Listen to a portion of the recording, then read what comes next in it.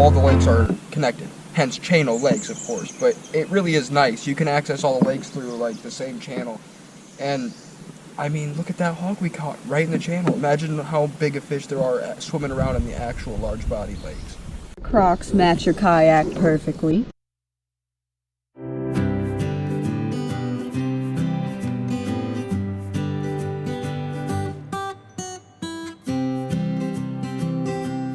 Well, rest in peace to that fishing pole too. Oh my god.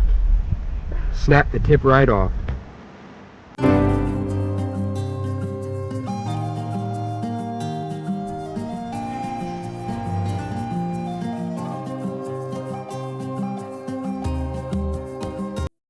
We're gonna go and probably build a fire at the old schoolhouse.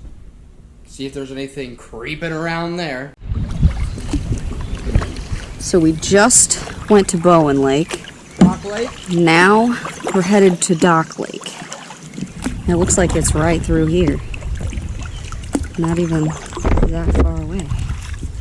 We'll have to go down a long channel. And then from Dock Lake, hopefully we can make it to Long Lake before dark.